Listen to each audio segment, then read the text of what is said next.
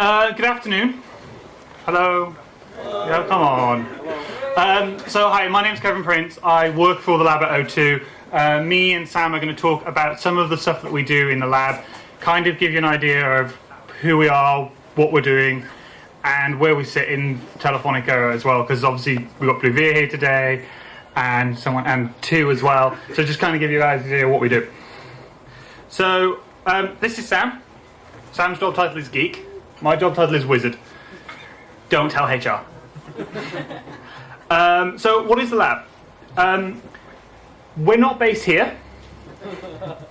This is Telefonica Global HQ in Madrid. We're actually based in, this building here, in Barford and Slough. So, pardon? It's Slough. It's lovely, honestly. So, just trying to... Let me use this instead. Okay, so just to kind of give you an idea, we as the lab sit here inside O2 UK, which is part of Telefonica Europe, which is part of Telefonica. Where's Tom? So Tom at the back sits here in Blueveer and Digital. So, yeah, all over the shop, but we sit here in Europe and we work within the operator business to build new stuff, basically. So, well, yeah, basically cousin with lots of people in between. So the team is a team within O2, and we're created to drive innovation across O2 and provide a means of building new products and services. What this means is we get to be a startup inside O2, build cool stuff, but actually get access to the core network and get to do cool and interesting things which you wouldn't normally have access to. So some of the stuff that we built, one of the things is called HashBlue, which is a SMS your messages in the cloud. So we can actually then copy your messages when they get received, and you can access them in the browser. One of the other things that we built this year and last year is called O2 Connect, which means you can get your calls and texts over Wi-Fi when you haven't got any signal. And also one of the things we're showing off today is a product called JetSetMe, which is exposing our roaming platform. So do you know all the texts you get when you go abroad that say how much we're going to charge you? We're exposing that platform as a service for saying this is when customers are roaming. We're also working with Mozilla on Boot to Gecko in our team. Francisco is here somewhere, or he was, but they're around today. And we also run design days inside of O2 to come up with new product ideas. So this is one from last week. And I get to buy awesome things like fruit machines and expense them. This is actually in our office. It's a little less complete at the minute. Okay, so Sam's going to talk about some of the platforms that we're working on. Okay, cool. And we'll come back to some of the bits in a bit. Oh, cool. Okay, I'm going to talk about that. So, as Kevin said, we're all about building platforms. Very, very closely related to what Blueveer talk about.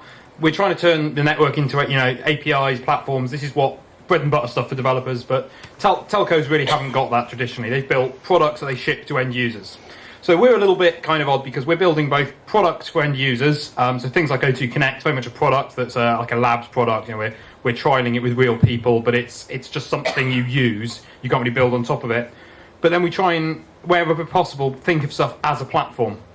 So we have a lot of capabilities in a telco network. For those of you that maybe know a little bit about mobile networks, massively complex, loads and loads of data, lots and lots of signaling, lots of stuff flying back and forward.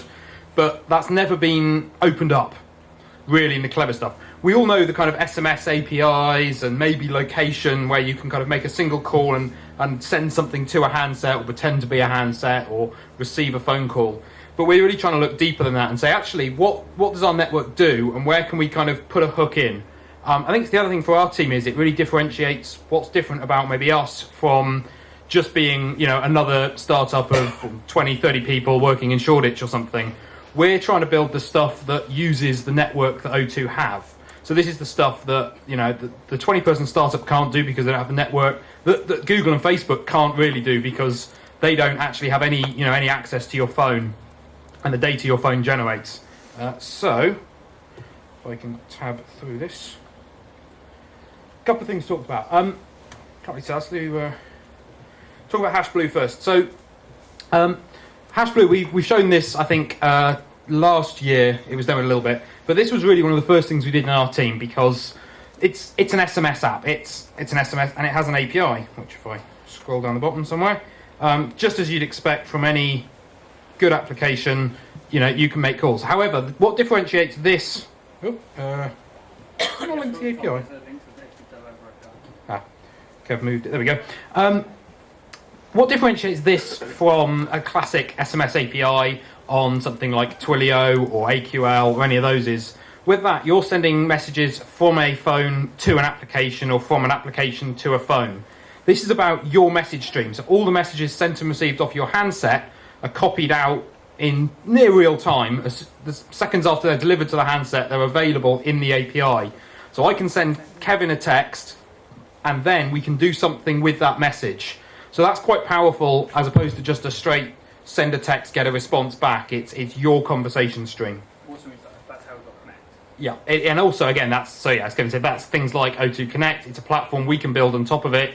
All your text messages are available in the web there anyway, so you can log in from any handset and read your message history. The other one, this is the new thing. So can't see it particularly well on this screen, but how many of you have used your phone abroad? Go roaming. Most of you. So when you land at the airport, you get a little text message that says, "Welcome to France," or wherever. Calls cost, X million pounds a minute or something like that. And we give you that information. Well, that's a service that most networks have had for years. Actually, the EU, I think, requires us now to be able to notify you that that there are charges and things when you're abroad. So we thought, what if we take that functionality and actually turn that into more of a useful service?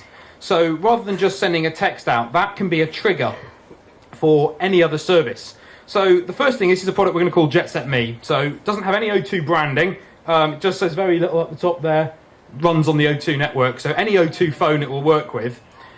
When a phone is signed up for the JetSetMe API, so there's a kind of, not quite true OAuth, but it's the OAuth-like granting a third-party application access to your data. That application can then be notified when that phone goes to a different country.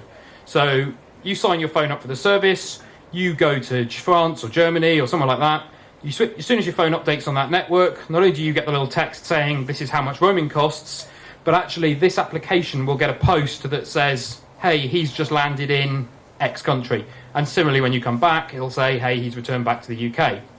So we think that's actually quite a powerful function. There's all sorts of things you can do with that data. You might want to send, just have an app that sends you the currency rates or something if you're a currency provider, or any kind. It's a trigger. So rather than having to poll locations, say where are they, are they in the UK, are they in the UK? You just sit back and say, just tell me when he goes abroad. Maybe it wants to send a text to your mum that says, hey, I've landed safely, so you don't have to. Anything that automates talking to wives and mothers is generally useful.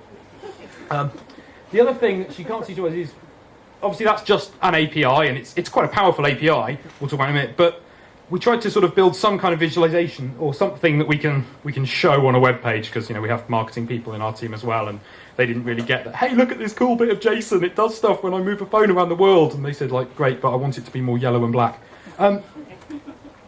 So this is the visualization, as we call it, and some of this data will be exposed in the API as well, won't it, Kev, when he built it? No, that bit's built. It's just there's no data yet. Okay, so it's not quite hooked up properly yet. This piece is actually live, so the static site. What you can see is if I mouse over the countries, you can actually see how many O2 customers are in each country. So right now in Germany, we've got 41,726 people.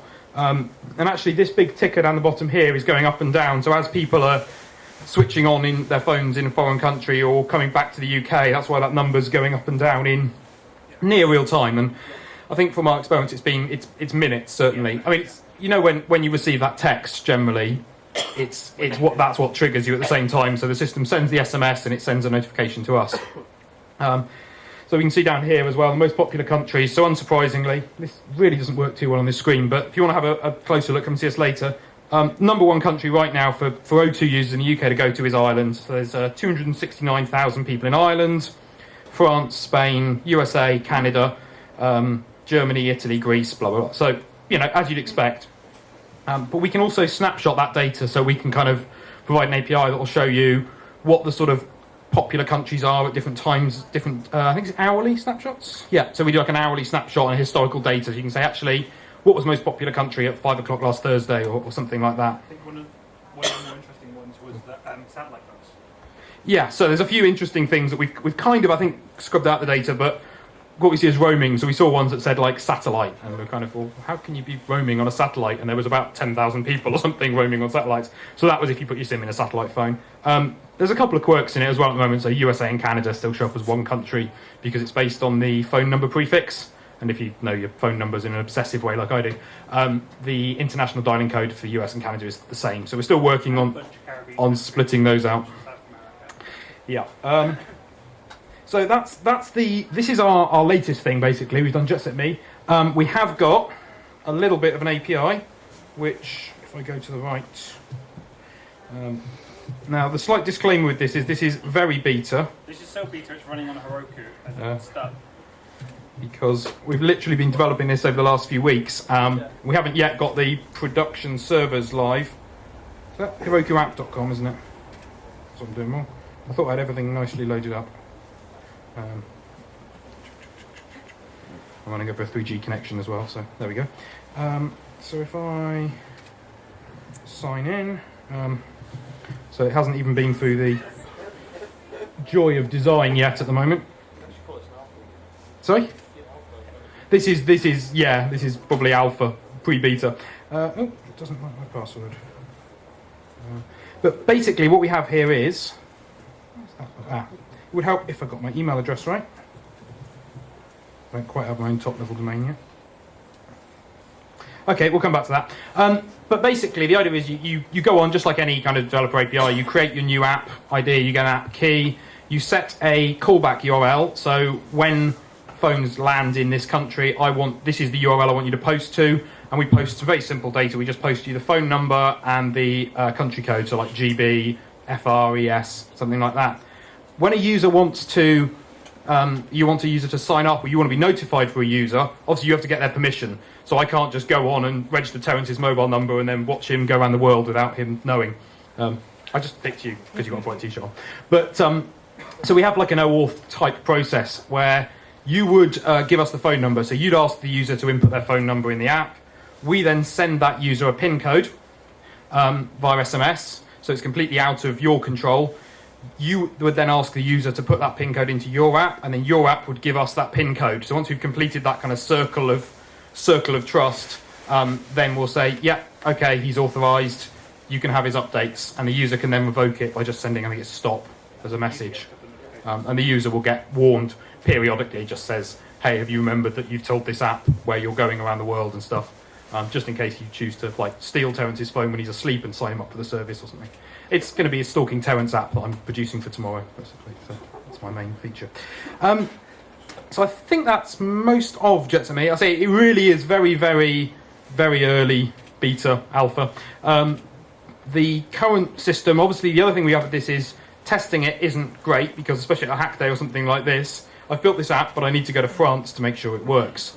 Sam's covering all of your travelling. So no, we did actually have to put a guy on a train to Germany and back for the day to go through Europe in order to kind of test some of this. But we've got there's like a little simulator console in there. So once you've authorized a phone number, you can just, it's a form. You put in the phone number, and you've just got, I think for now, Germany, France, or back to UK. So you can simulate the pushes coming through from our system. So we've got a little travel simulator that means you don't have to rack up the air miles and the carbon footprint. But anyway, we'd love anybody that wants to build a hack on this. I say, really, we were going to try and get it in the competition. We will have some prizes. So if anybody does want to build a hack, we've got we've ordered some nice crumpler sort of travel luggage bags and goodies like that. So if anybody does choose to build a hack with JetSetMe, please tell us, please demo it, and we'll find you some goodies. And if you need help building on it, shout out to me or Carl, who's back here at the front, and we'll give you a hand. Cool. Anyone you want to do? So, okay. So the other thing that I said about what we're kind of responsible for is driving innovation from O2 and making O2 a more innovative company.